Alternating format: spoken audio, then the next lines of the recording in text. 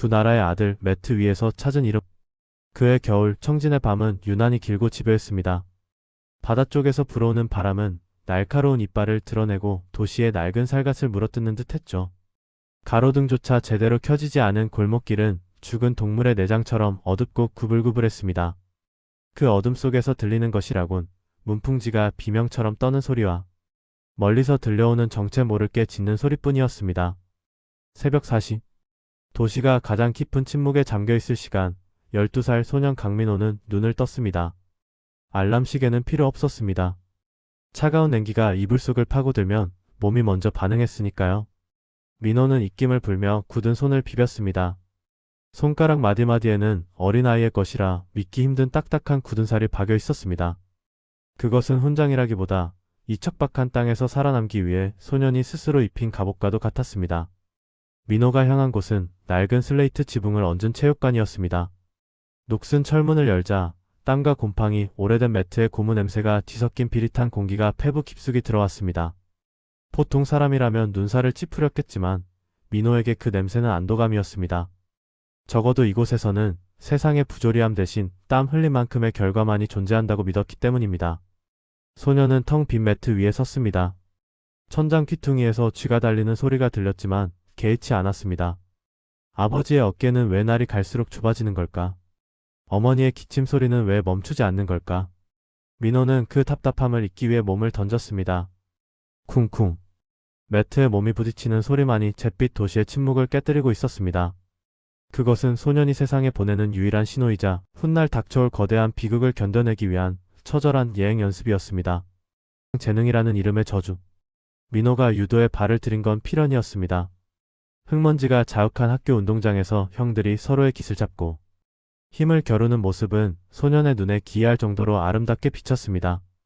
거친 숨소리, 팽팽하게 당겨지는 도복, 상대의 중심을 무너뜨리는 찰나의 순간 민호는 그 장면에서 눈을 떼지 못했습니다. 처음 도복을 입던 날 아버지는 투박한 손으로 끈을 묶어주며 말씀하셨습니다. 민호야, 유도는 상대를 해치기 위한 게 아니다. 부드러움으로 강함을 제압하는 것. 힘을 과시하는 게 아니라 흘려보내는 법을 배우는 거다. 아버지의 눈에는 기대와 함께 알 수 없는 우려가 서려 있었습니다. 어쩌면 아버지는 알고 있었는지도 모릅니다. 이 사회에서 재능이 때로는 축복이 아니라 자신을 겨누는 칼날이 될 수도 있다는 사실을 말입니다. 민호의 성장은 비정상적일 정도로 빨랐습니다. 가르쳐주지 않은 기술을 흉내냈고 상대의 호흡이 흐트러지는 순간을 본능적으로 포착했습니다. 지역 대회를 휩쓰는 데는 그리 오랜 시간이 걸리지 않았습니다.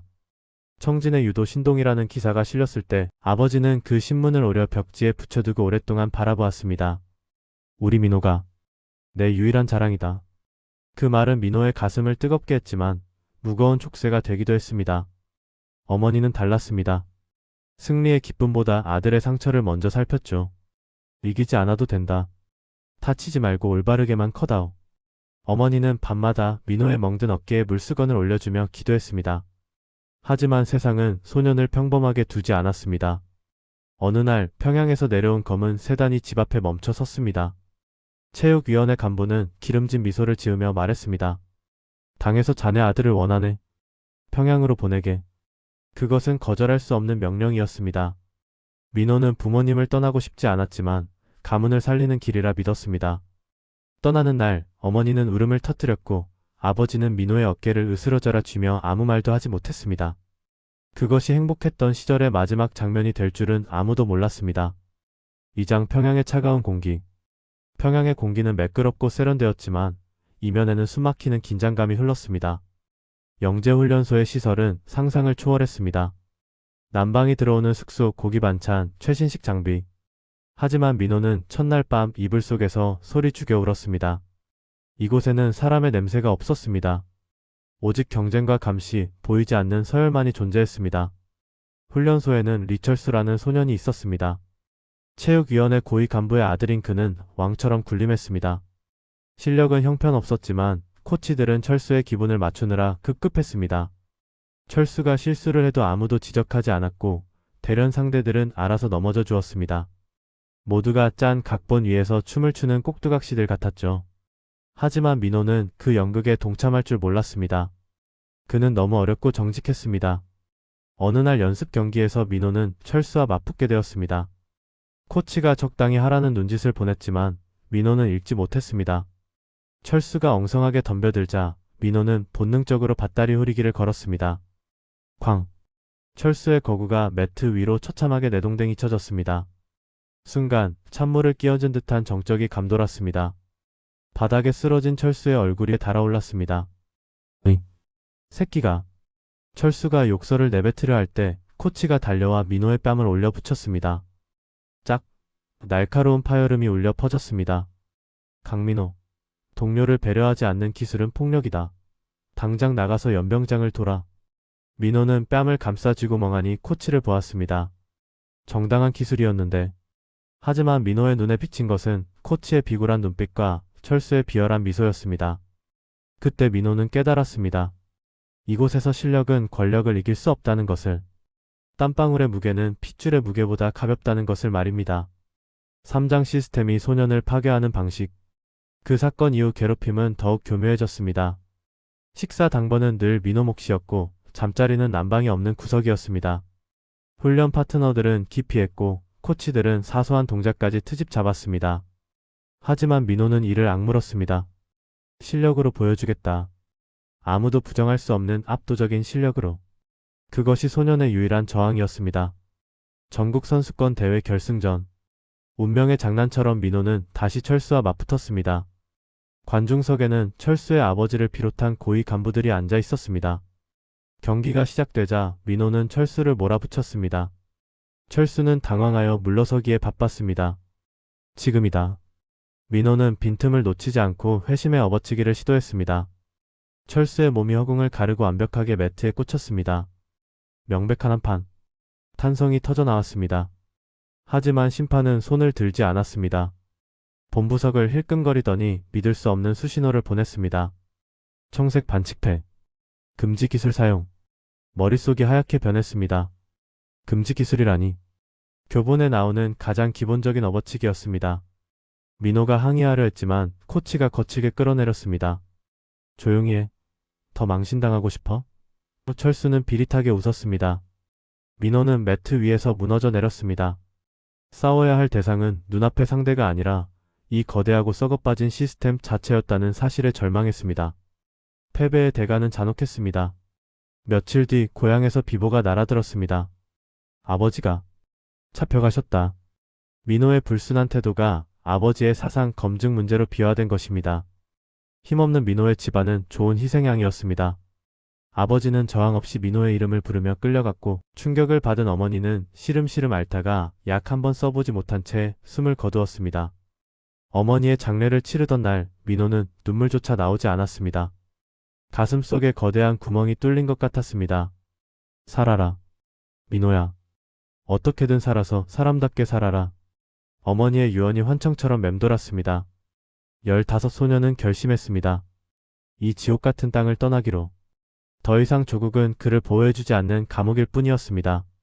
사장 죽음보다 차가운 강. 탈북을 결심한 날부터 민호의 시간은 다르게 흘렀습니다. 모든 신경이 곤두섰고 바람 소리에도 심장이 내려앉았습니다. 그는 어머니의 사진 한 장과 아버지가 사주셨던 낡은 유도복 띠만을 챙겼습니다. 그것이 그의 15년 인생 전부였습니다. 달조차 뜨지 않은 금은밤. 두만강변은 칠흑 같은 어둠에 잠겨 있었습니다. 강물은 얼어붙어 있었지만 곳곳에 살얼음이 깨져 검은 입을 벌리고 있었습니다. 저 강을 건너면 살 수 있을까? 공포가 발목을 잡았지만 뒤에는 죽음보다 더한 절망만이 기다리고 있었습니다. 민호는 신발을 목에 걸고 얼음물 속으로 발을 내디뎠습니다. 흡! 소리 없는 비명이 터졌습니다. 수천 개의 바늘이 찌르는 듯한 고통. 뼈가 으스러지는 냉기가 허벅지까지 차올랐습니다. 감각이 사라져갔습니다.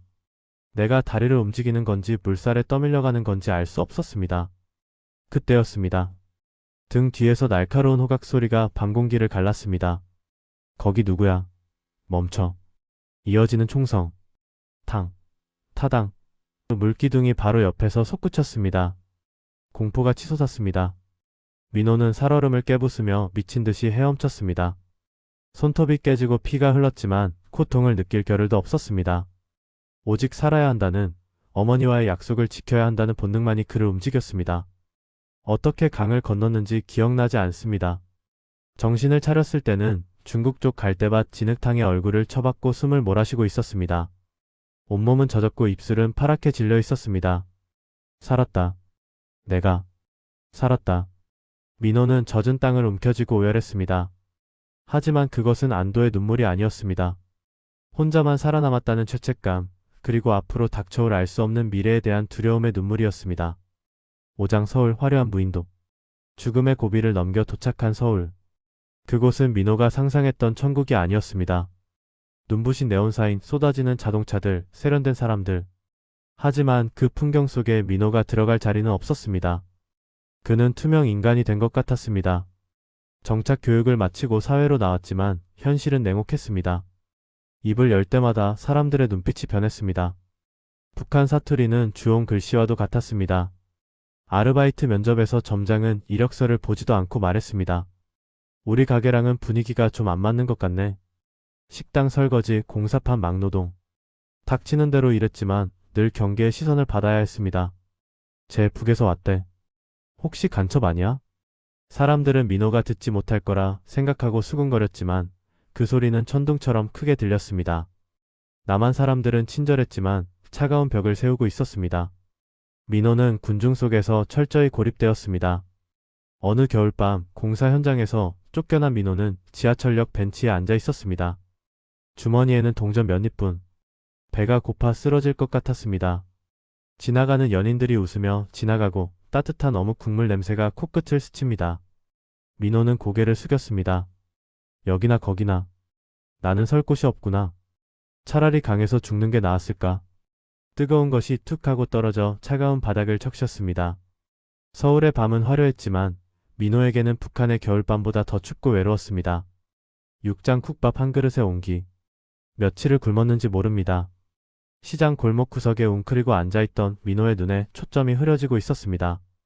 그때 누군가가 민호 앞에 멈춰 섰습니다. 시장에서 쿡밥집을 하는 김씨 아저씨와 박 여사였습니다. 여보, 저 청년 좀 봐요. 며칠째 저기 있는데 입술이 다 터졌어. 김씨 아저씨는 잠시 민호를 바라보다가 어깨를 감쌌습니다. 청년, 밥은 먹었어?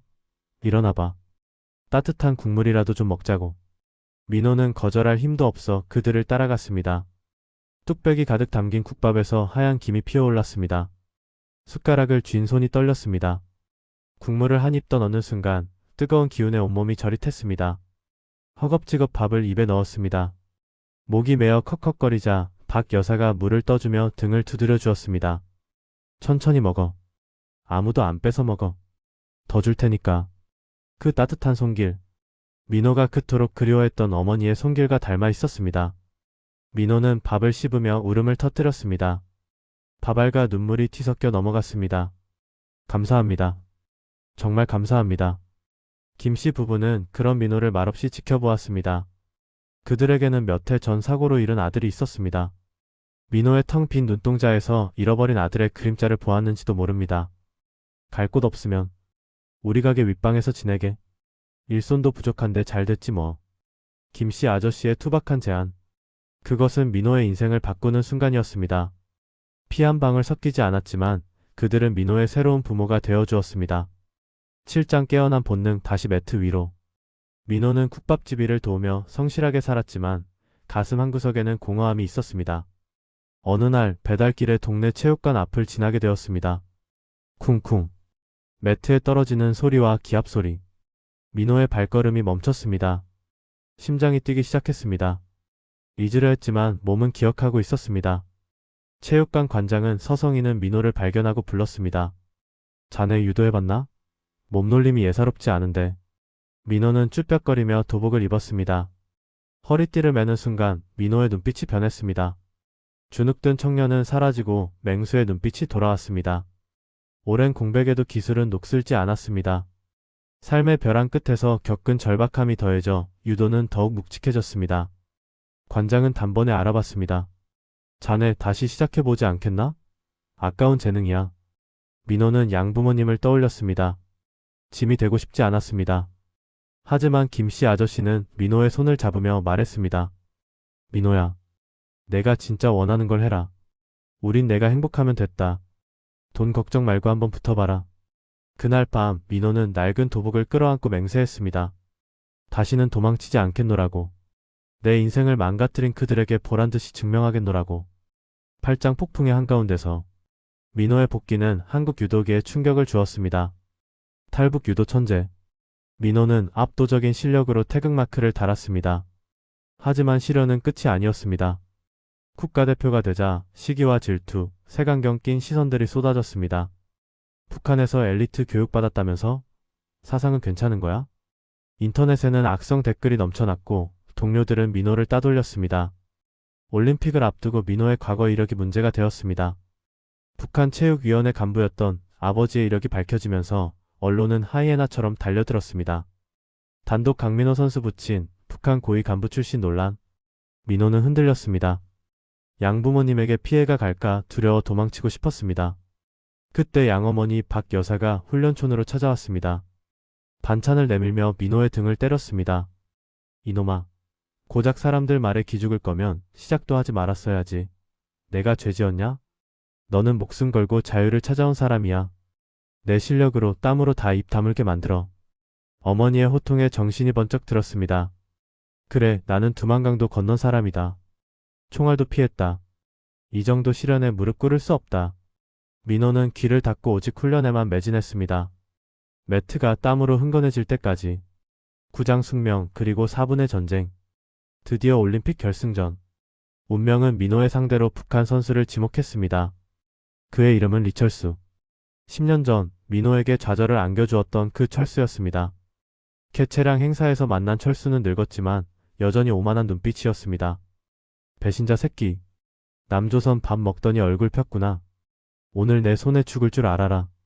민호는 주먹을 꽉 쥐었지만 차갑게 가라앉혔습니다. 감정에 휘둘리면 진다. 그것이 유도의 철칙이었습니다. 경기장에 들어서자 함성이 쏟아졌습니다. 백색 도복의 민호, 청색 도복의 철수. 전쟁이 시작되었습니다. 철수는 거칠게 나왔습니다. 반칙에 가까운 플레이로 민호를 압박했습니다. 도망만 다니는 거냐? 픽업한 놈. 철수가 소리치며 달려들었습니다. 민호는 숨을 골랐습니다. 철수의 호흡이 거칠어지고 중심이 쏠리는 찰나. 민호는 10년 전 인정받지 못했던 그 기술을 준비했습니다. 시간은 30초 남았습니다. 민호는 철수의 소매를 잡았습니다. 철수가 뿌리치려는 순간 그 반동을 이용해 철수의 품 안으로 파고들었습니다. 태풍의 눈 속으로 들어가듯 민호의 등이 철수의 가슴에 밀착되었습니다. 민호는 무릎을 굽혔다가 튕겨 올리며 전신의 힘을 모아 철수를 뛰어 올렸습니다. 업어치기. 철수의 거대한 몸이 허공에 둥실 떠올랐습니다. 철수의 눈에 당황한 기색이 역력했습니다. 10년 전 억울하게 반칙패를 당했던 기술. 하지만 이번에는 달랐습니다. 민호는 끝까지 소매를 놓지 않고 완벽한 궤적을 그리며 그를 매트에 내리꽂았습니다. 쿵. 굉음과 함께 철수의 등이 매트에 닿았습니다. 심판의 손이 번개처럼 하늘로 치솟았습니다. 2폰 한 판. 경기 종료. 완벽한 승리였습니다. 에필로그 2개의 조국 하나의 이름. 민호는 매트 위에 얼굴을 묻고 오열했습니다. 승리의 기쁨보다 지난 세월의 서러움이 본물 터지듯 쏟아졌습니다. 아버지 어머니 보고 계십니까? 저 이겼습니다. 당당하게 실력으로 이겼습니다. 관중석에서는 양부모님이 태극기를 흔들며 울고 계셨습니다. 철수는 망연자실한 표정이었습니다. 민호는 눈물을 닦고 일어나 철수에게 손을 내밀었습니다. 철수는 잠시 망설이다 손을 잡고 일어났습니다. 민호가 속삭였습니다. 좋은 승부였다. 건강해라. 그것은 승자의 여유가 아니라 아픈 청춘에 대한 작별 인사였습니다. 시상대 가장 높은 곳. 태극기가 올라가고 애국가가 울려 퍼졌습니다. 민호는 목에 걸린 금메달을 만지작거렸습니다. 차갑고 묵직한 감촉. 인터뷰에서 기자가 물었습니다. 지금 가장 생각나는 사람이 누구입니까? 민호는 카메라를 응시하며 담담하게 말했습니다. 저는 두 개의 나라에서 살았습니다. 한 나라는 저를 버렸고 한 나라는 저를 품어주었습니다. 하지만 저를 지탱해 준 건 나라가 아니라 사람이었습니다. 저를 낳아주신 북녘의 부모님, 그리고 저를 다시 살게 해주신 남쪽의 부모님. 이 메달은 그 네 분의 부모님께 바칩니다. 방송을 보던 수많은 사람들이 눈물을 훔쳤습니다. 이제 강민호의 경기는 끝났습니다. 하지만 인생이라는 매트 위에서의 승부는 이제부터 시작입니다. 잿빛 겨울을 지나 찬란한 금빛 봄을 맞이한 남자 강민호. 넘어져도 다시 일어날 수 있다는 것. 그것이 유도이고 우리의 인생입니다. 여러분은 지금 어떤 상대를 찾고 계십니까? 부디 그 손을 놓지 마십시오. 당신도 언젠가 당신만의 한판승을 거둘 날이 반드시 올 테니까요.